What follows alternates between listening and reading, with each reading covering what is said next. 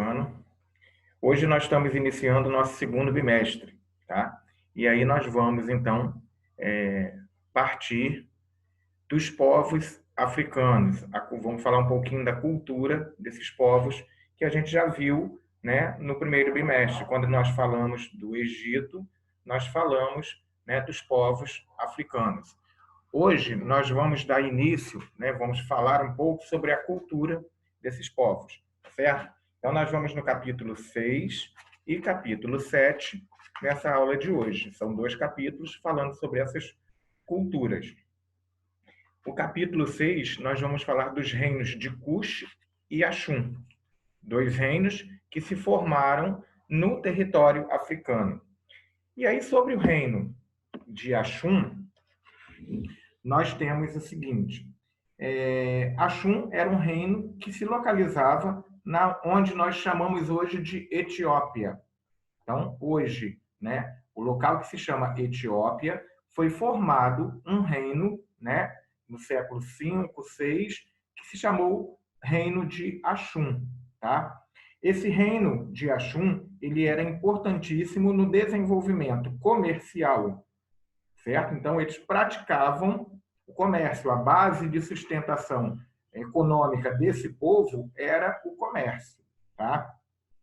E eles construíram, então, grandes navegações para a época, e essas navegações facilitavam com que eles realizassem esse comércio.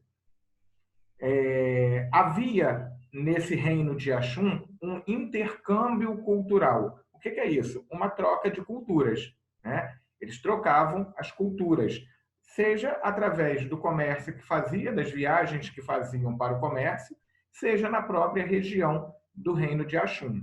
Tá certo? Então, havia essa troca cultural. Essa troca cultural era muito marcante para a sociedade, para o reino de Axum. Tá? E existiam grandes centros urbanos também nessa sociedade do reino de Axum. Tá? Tinha-se também lá uma arquitetura bastante desenvolvida para a época. Então, a gente percebe que a África, né, hoje é um continente bastante prejudicado, bastante pobre, e isso se deu por conta da exploração, principalmente dos europeus, sobre esse continente. Tá? Mas na sua formação, na sua origem, é um povo de grande cultura, de grande riqueza. Tanto que os reinos que se formaram, os primeiros reinos que se formaram, né, no continente africano, o Egito, como nós vimos, né? Agora o reino de Axum, vamos ver o reino de Cush, os Bantus, né? São reinos que tiveram muita riqueza neste continente, certo? Bem, então o reino de Axum também tinha uma arquitetura desenvolvida, além de uma religião que era mista. Eles misturaram um pouco do cristianismo com o islamismo naquela região chamada do Reino de Axum. Tá? Isso porque o rei de Axum ele se converteu ao cristianismo, porém, a sociedade do Reino de Axum já vivia a sua religiosidade local.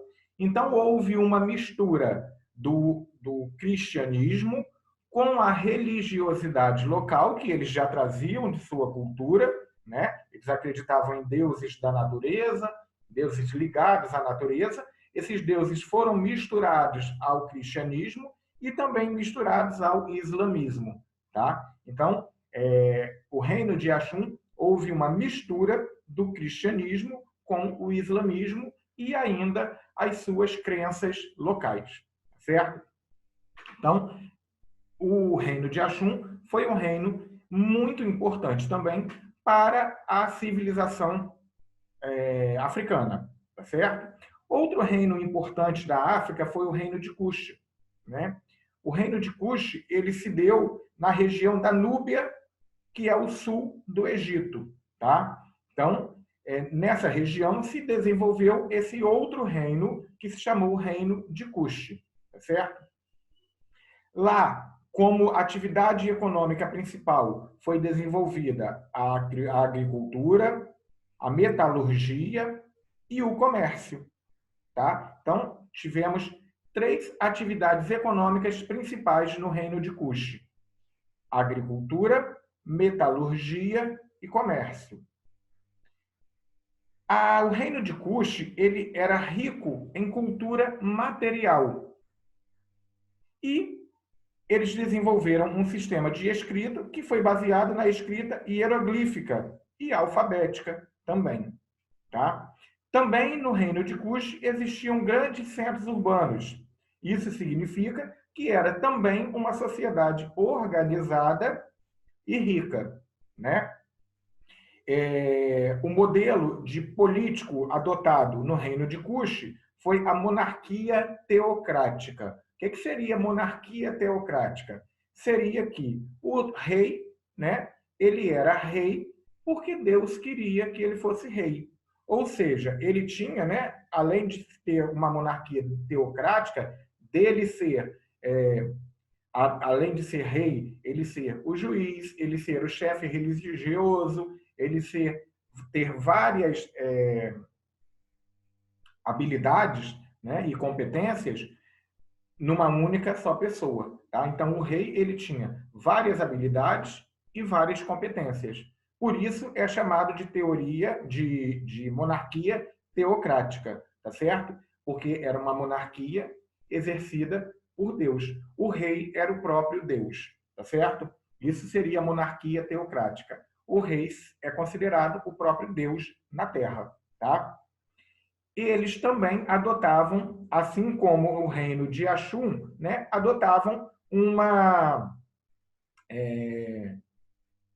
religião politeísta, ou seja, eles acreditavam também em vários deuses, né? Não acreditavam num deus só. Então, o reino de Cush, como o reino de Axum, foram reinos importantes para a civilização africana, tá? Dentro dessas civilizações, dessas sociedades e desses reinos, nós também tivemos os bantus, né? Os bantus eram outros povos que também tiveram origem no continente africano, tá?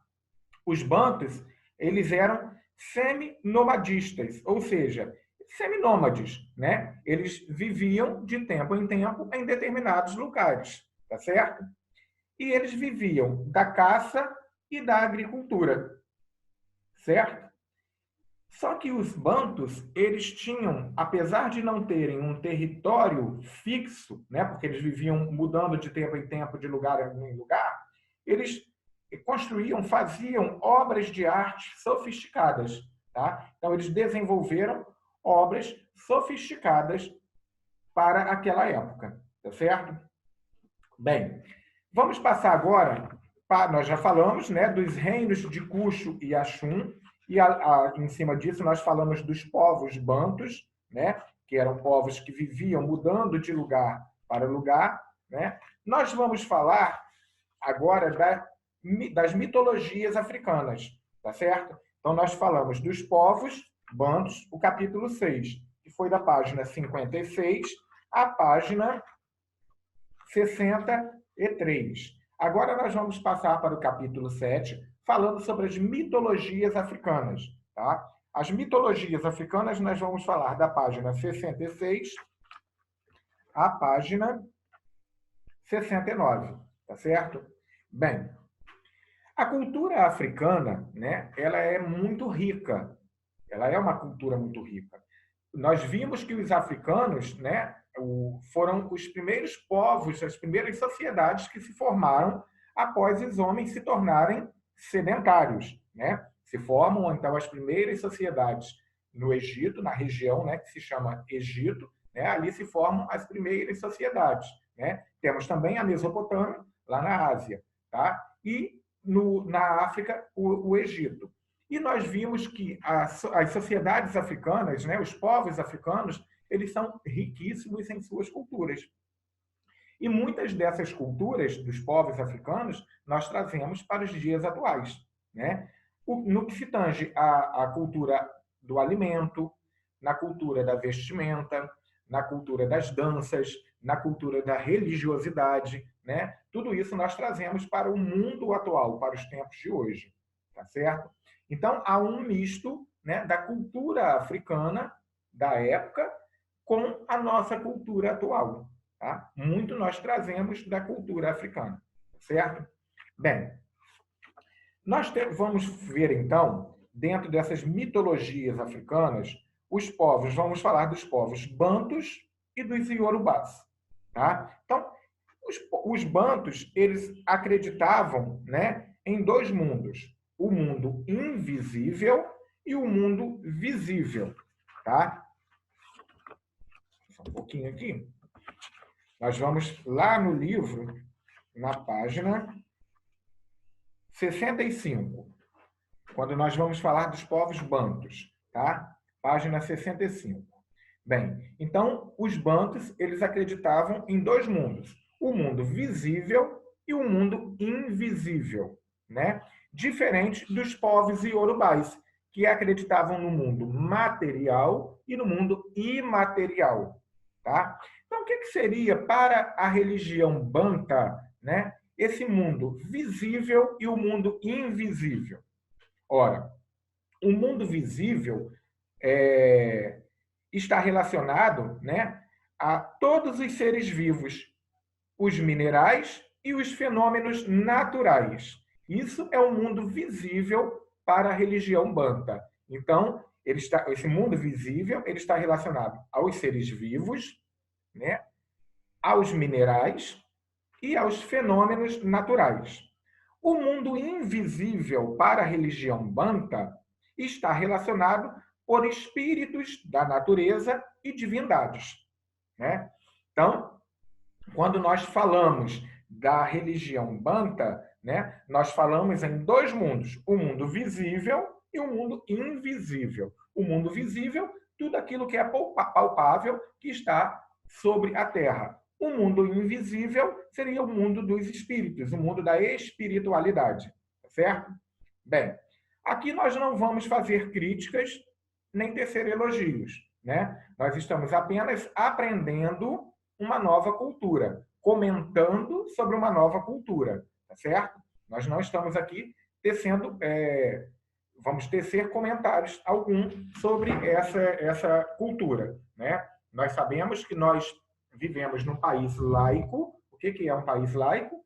É um país onde se aceita as várias religiões, né? Então, existe a religião protestante, a religião católica e as religiões afro, né, descendentes, que são as religiões que vêm da África, e que nós vamos ver isso mais um pouquinho à frente, tá? Então, nós temos, então, essa religião banta, né, que eles acreditavam no mundo visível e no mundo invisível, tá? E as comunidades bantas, elas davam diferentes nomes para os seus deuses, tá? Por exemplo, o Deus que era criador de tudo, ou criador do mundo, né? Eles chamaram de Kalunga, Lessa ou Zambi, tá? Era o Deus que criou um mundo para os povos bantus, certo? Vamos falar agora um pouquinho para nós conhecermos um pouquinho da cultura da religião iorubá, né? A cultura iorubá surgiu em regiões que correspondem ao atual território da Nigéria. A base da religião iorubá, de forma semelhante ao que vimos da religião banta, é a ideia de que existem dois mundos. No caso iorubá, o mundo chamado de Orum consiste a um plano espiritual. Já o Aie é o plano material, onde estão os seres vivos, os objetos e tudo aquilo que forma o nosso mundo. No início de tudo, os dois mundos estavam unidos, e o Criador Deus de tudo, e o Criador de tudo, chamado Olorum, ou Olodumaré, permitia que os seres humanos vivessem em contato direto com as divindades iorubais, os orixás. Todavia, quando os humanos se tornaram desobedientes, Olorum decidiu separar os dois mundos. A partir de então, os deuses foram separados dos seres humanos e o contato direto foi impossibilitado. Criou-se, então, um mundo material e o mundo imaterial. O mundo material era o mundo palpável. O mundo imaterial, para a religião iorubá, era o mundo da espiritualidade. Tá? Bem, a religião iorubá era politeísta, ou seja, acreditavam em vários deuses. E os iorubás cultuavam um grande número de divindades. Elas representavam aspectos da natureza, dos conhecimentos técnicos, dos povos iorubás e de outras dimensões da vida, como o deus do ferro, chamado Ogum, o deus da justiça, Xangô, o deus da chuva, Oxumaré, entre outros. Além disso, os iorubás cultuavam seus ancestrais e acreditavam que aqueles que morriam passavam a fazer parte do mundo espiritual, ajudando a proteger os membros da comunidade. Bem, a gente pode perceber, então, que essa religião iorubá ela vai ter uma grande influência nas religiões africanas que foram criadas, né, surgiram no Brasil, né, principalmente ao candomblé, tá certo? Então, o candomblé é uma religião afro, né, que tem origem afro, né, africana, e que se instala no Brasil e que pega muito dessa cultura iorubá, tá certo? Tanto que as divindades, né, como chamam os frequentadores do candomblé, eles acreditam, né, nessas divindades ligadas à natureza também. Esses nomes que foram falados, né, da religião iorubá, como Xangô, Ogum, Oxumaré, né, a gente encontra isso na religião do candomblé no Brasil, tá certo? Então, na página 68, nós teremos aqui alguma coisa relacionada à influência das religiões africanas no Brasil, né? Então, nós temos, se vocês leem a página, vocês vão ver que a religião do candomblé ela tem grande influência nessas religiões dos iorubás, tá certo? Então, muitas religiões africanas influenciaram a cultura brasileira. Isso está diretamente relacionado à permanência da escravidão e à imigração forçada de milhões de africanos por muitos séculos para o Brasil. Entre eles, sobretudo, bantus e iorubás, né? Nós sabemos que o Brasil trouxe da África muitos escravos, muitos negros africanos que aqui se tornaram escravos, né? Esses negros que vieram forçados para o Brasil e se tornaram aqui escravos, eles carregavam a sua cultura, a sua religiosidade, né? A religião iorubá. E aqui, então, eles continuaram desenvolvendo aquilo que eles acreditavam na África, né? Que era a religião iorubá. Eles cultuavam as suas divindades e aqui continuaram cultuando as divindades que eles acreditavam, certo? Bem, só para ressaltar, né? Nós vimos que a África era um continente rico, certo? E os negros africanos, os próprios africanos, eles vendiam os seus irmãos, né? Os seus pares, os negros também, para a Europa e agora para a América também. Então, eles vendiam em busca de recursos financeiros, em ter mais, em ambição, né? Então, eles vendiam os seus pares para a Europa e para a América, para os portugueses e para o resto da Europa, os europeus, né? Com o intuito de ganhar mais dinheiro. E esses negros que eram vendidos, né, na África, muitos deles, né, eram de situação econômica boa, mas eles eram caçados na África e vendidos, tá? E transformados aqui na América e na Europa em escravos, tá certo? E eles, então, como eles tinham a sua cultura, como eles tinham a sua religiosidade, ao chegarem neste novo continente, eles continuaram, né, confirmando aquilo que eles acreditavam, a sua cultura, tá certo? Bem, ao longo do tempo, as diferentes crenças religiosas africanas foram se misturando a crenças indígenas e elementos do catolicismo, dando origem a religiões afro-brasileiras, como o candomblé. Essa crença se organizou pelo culto aos orixás dos povos iorubás e teve influência de outros povos africanos, como o culto aos vudus dos povos Fons. Há também o candomblé de raiz banto, como o chamado candomblé de Angola. Atualmente, o candomblé é uma das principais religiões do Brasil, com grande número de praticantes nas mais diferentes regiões. Apesar dessas religiões contarem com um grande número de seguidores, ainda existe muita discriminação contra elas. Manifestações de violência contra os praticantes e seus terreiros. Expressões de discriminação racial e de ameaça à liberdade religiosa. Por essa razão, é extremamente importante combater os atos de intolerância e garantir que os praticantes de todas as religiões tenham o direito de seguir suas crenças e praticar seus rituais. Então, só para fechar o nosso assunto sobre as culturas africanas, né, nós estamos falando aqui do respeito. O respeito que nós temos que ter para com os nossos irmãos, né? Cada qual vai seguir e acreditar naquilo que foi educado, naquilo que quer, né? Naquilo que você acha que seja bom para você. Não é porque nós temos um colega ou um conhecido que segue uma religião diferente da nossa que nós vamos jogar pedra, que nós vamos criticar, né?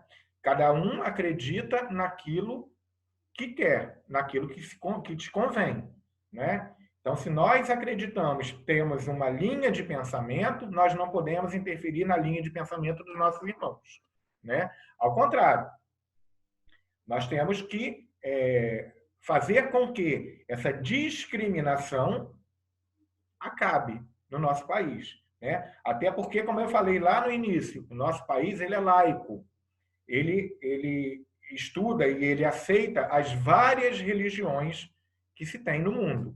Tá? Então, no Brasil se pratica o judaísmo, o budismo, o cristianismo, o candomblé, né? E as várias religiões que nós temos por aí, né? Dentro dessas crenças, nós puxamos para as várias religiões, né? Então, é o respeito que nós temos que ter para com os nossos irmãos, né? Acreditamos naquilo que fomos educados a acreditar, mas temos que respeitar as pessoas que também foram educadas a acreditar naquilo que elas acreditam, tá certo? Então, só fica o nosso lembrete, né? E dizendo que nós aqui não estudamos religião nenhuma, não falamos mal de religião nenhuma, nós apenas aprendemos alguma cultura a mais, tá certo?